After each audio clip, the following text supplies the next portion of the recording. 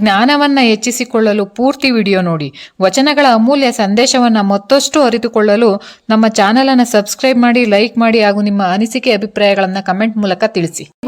ಶರಣಾರ್ಥಿಗಳು. ನಮ್ಮ ಜೀವನದಲ್ಲಿ ಕೆಲವೊಮ್ಮೆ ಎಲ್ಲವೂ ಸರಿಯಾಗಿಯೇ ನಡೆಯುತ್ತಿದೆ ಅಂತ ಅಂದ್ಕೊಂಡಿರುವಾಗಲೇ ಒಂದು ಸಮಸ್ಯೆ ಎದುರಾಗುತ್ತೆ ನೋಡಿ. ಒಂದಿನ ಹಣದ ಸಮಸ್ಯೆ, ಇನ್ನೊಂದಿನ ಕುಟುಂಬದ ಸಮಸ್ಯೆ, ಇನ್ನೊಂದಿನ ಆರೋಗ್ಯದ ಬಗ್ಗೆ ಚಿಂತೆ. ಕೆಲವೊಮ್ಮೆ ನಮ್ಮನ್ನು ಯಾರೋ ನೋಯಿಸ್ತಾರೆ ಅನ್ನೋ ಚಿಂತೆ. ಕೆಲವೊಮ್ಮೆ ನಾವು ಮಾಡಿದ ಕೆಲಸಕ್ಕೆ ಫಲ ಸಿಗುವುದಿಲ್ವಲ್ಲಪ್ಪ ಅನ್ನೋದೊಂದು ಚಿಂತೆ. ಇನ್ನು ಕೆಲವೊಮ್ಮೆ ನನ್ನ ಜೀವನ ಮುಂದೆ ಹೇಗಾಗುತ್ತೆ ಎನ್ನುವ ಪ್ರಶ್ನೆ ನಮ್ಮ ಮನಸ್ಸನ್ನು ಕಾಡ್ತಾನೆ ಇರುತ್ತೆ. ಆಗ ನಮ್ಮ ಮನಸ್ಸಿನಲ್ಲಿ ಭಯ ಹುಟ್ಟುತ್ತೆ. ನಾನು ಇದನ್ನು ಎದುರಿಸಲು ಸಾಧ್ಯವೇ? ಈ ಸಮಸ್ಯೆನ ಯಾವಾಗ ಮುಗಿಯುತ್ತೆ? ಮುಂದೆ ಏನಾಗಬಹುದು? ನನ್ನ ಜೀವನದಲ್ಲಿ ಒಳ್ಳೆಯ ದಿನಗಳು ಮತ್ತೆ ಬರುತ್ತವೆಯೇ ಎಂಬ ಪ್ರಶ್ನೆಗಳು ಒಂದರ ಹಿಂದೆ ಒಂದರಂತೆ ಬರುತ್ತೆ ನೋಡಿ. ಆದರೆ ಇಂತಹ ಸಮಯದಲ್ಲೇ ಬಸವಣ್ಣನವರು ಈ ವಚನ ನಮಗೆ ಒಂದು ದೊಡ್ಡ ಧೈರ್ಯವನ್ನು ನೀಡುತ್ತೆ. ಅಂತಹ ವಚನವು ಹೀಗಿದೆ ನೋಡಿ.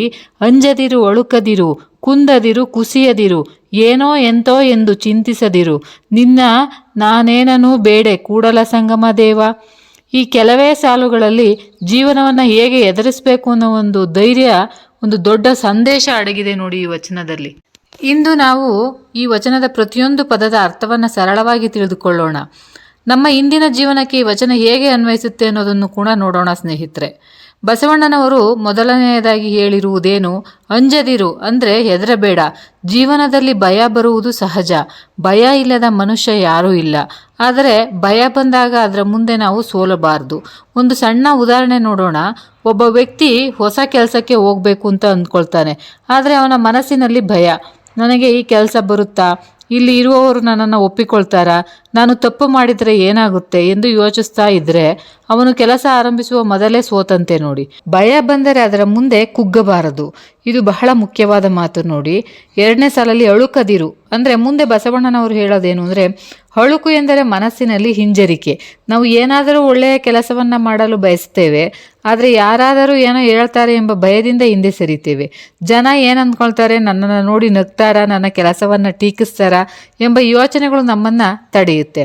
ಆದರೆ ಸ್ನೇಹಿತರೆ, ನಮ್ಮ ಜೀವನವನ್ನು ನಾವು ಬದುಕಬೇಕು.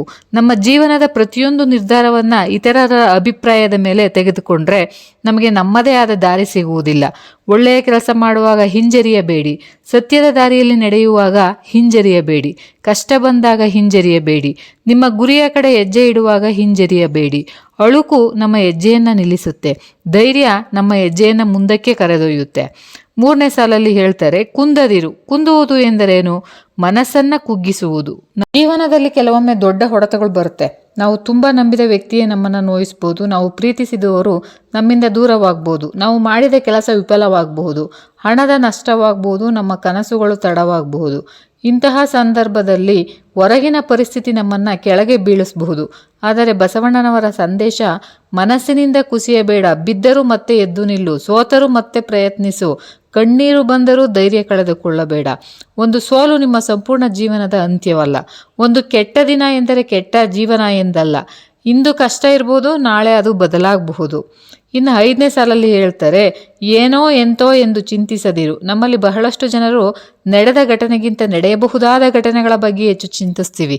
ಅಂದರೆ ಹೀಗಾದರೆ, ಹಂಗಾದರೆ, ಮುಂದೆ ಏನಾಗಬಹುದೋ, ನನಗೇನಾದರೂ ಸಮಸ್ಯೆ ಬಂದರೆ ಎಂದು ಮನಸ್ಸಿನಲ್ಲಿ ಸಾವಿರಾರು ಪ್ರಶ್ನೆಗಳನ್ನು ಕೇಳ್ಕೊಳ್ತಿರ್ತೀವಿ. ನಾವು ಕಲ್ಪಿಸಿಕೊಂಡ ಭಯದಿಂದಲೇ ನಾವು ಬಳಲುತ್ತೇವೆ. ಆದ್ದರಿಂದ ವರ್ತಮಾನದಲ್ಲಿ ಬದುಕುವುದು ಬಹಳ ಮುಖ್ಯ. ಇಂದು ನಮ್ಮ ಕೈಯಲ್ಲಿದೆ, ನಾಳೆ ಇನ್ನೂ ನಮ್ಮ ಕೈಯಲ್ಲಿಲ್ಲ.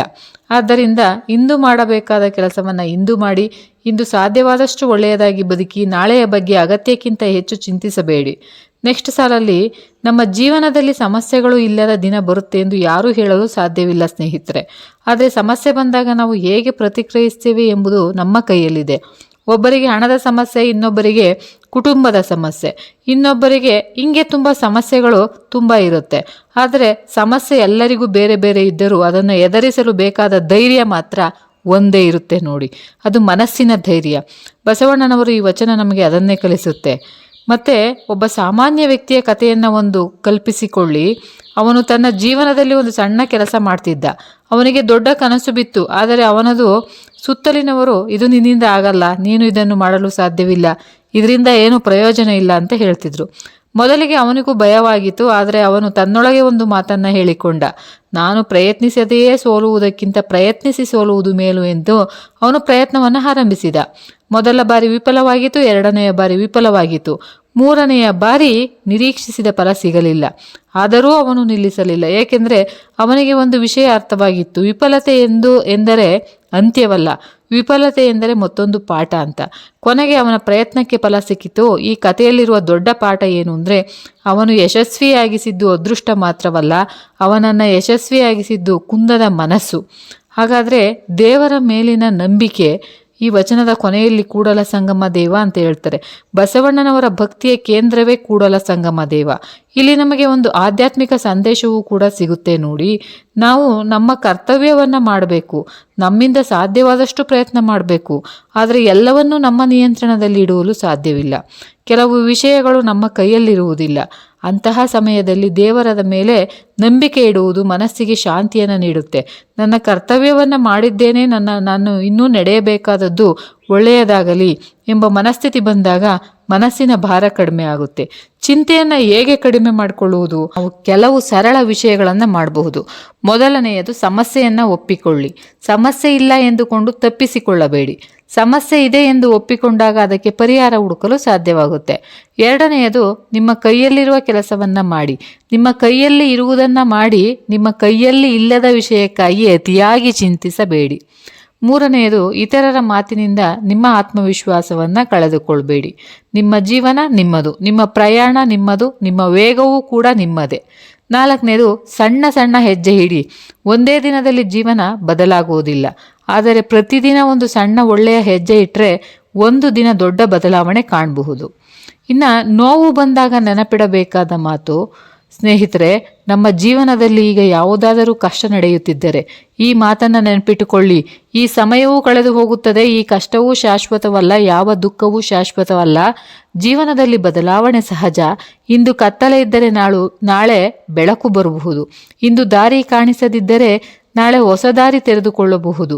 ಆದ್ದರಿಂದ ಈಗಿನ ಪರಿಸ್ಥಿತಿಯನ್ನು ನೋಡಿ ನಿಮ್ಮ ಸಂಪೂರ್ಣ ಭವಿಷ್ಯವನ್ನು ನಿರ್ಧರಿಸಬೇಡಿ.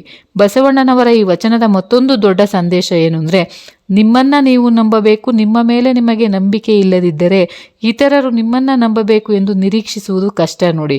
ನಿಮ್ಮಲ್ಲಿ ಸಾಮರ್ಥ್ಯವಿದೆ, ನಿಮ್ಮಲ್ಲಿ ಶಕ್ತಿ ಇದೆ, ನಿಮ್ಮಲ್ಲಿ ಒಳ್ಳೆಯದನ್ನು ಮಾಡುವ ಮನಸ್ಸಿದೆ. ಕೆಲವೊಮ್ಮೆ ಅದನ್ನು ಹೊರಗೆ ತರುವುದಕ್ಕೆ ಧೈರ್ಯ ಬೇಕಾಗುತ್ತೆ.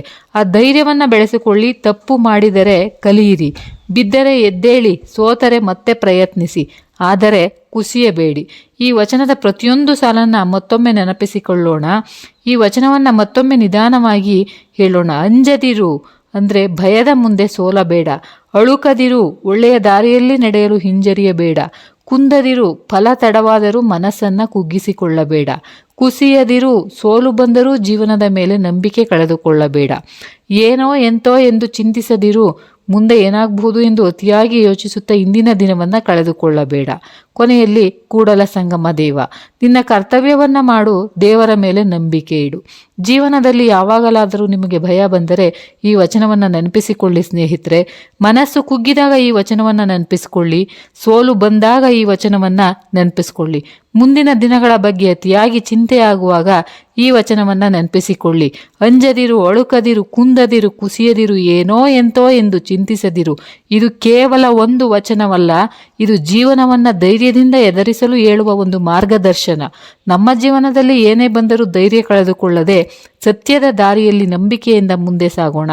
ಕಷ್ಟ ಬಂದಾಗ ಕುಗ್ಗಬೇಡ, ಸೋಲು ಬಂದಾಗ ಏನೇ ಹೇಳಿದರೂ ಒಳ್ಳೆಯ ದಾರಿಯನ್ನು ಬಿಡಬೇಡ. ಮತ್ತೆ ಮುಖ್ಯವಾಗಿ ನಾಳಿನ ಚಿಂತೆಯಲ್ಲಿ ಇಂದಿನ ದಿನವನ್ನು ಕಳೆದುಕೊಳ್ಳಬೇಡ. ಕೂಡಲ ಸಂಗಮ ದೇವನ ಕೃಪೆ ಎಲ್ಲರ ಮೇಲೆ ಇರಲಿ. ನಮ್ಮ ಜೀವನದಲ್ಲಿ ಶಾಂತಿ, ಧೈರ್ಯ ಮತ್ತು ಸಂತೋಷ ತುಂಬಿರಲಿ. ಈ ವಚನದ ಸಂದೇಶ ನಿಮಗೆ ಇಷ್ಟವಾಗಿದ್ದರೆ ಈ ವಿಡಿಯೋವನ್ನು ಲೈಕ್ ಮಾಡಿ, ನಿಮ್ಮ ಸ್ನೇಹಿತರು ಮತ್ತು ಕುಟುಂಬದವರಿಗೂ ಕೂಡ ಶೇರ್ ಮಾಡಿ. ಇಂತಹ ವಚನಗಳ ಅರ್ಥ ಮತ್ತು ಜೀವನದ ಸಂದೇಶವನ್ನು ಕೇಳಲು ನಮ್ಮ ವಚನಗಳು ವಿತ್ ಮುಗುಳುನಗೆ ಚಾನಲನ್ನು ಸಬ್ಸ್ಕ್ರೈಬ್ ಮಾಡಿ. ಮತ್ತೊಂದು ಅರ್ಥಪೂರ್ಣ ವಚನದೊಂದಿಗೆ ಭೇಟಿಯಾಗೋಣ. ಎಲ್ಲರಿಗೂ ಶರಣಾರ್ಥಿಗಳು.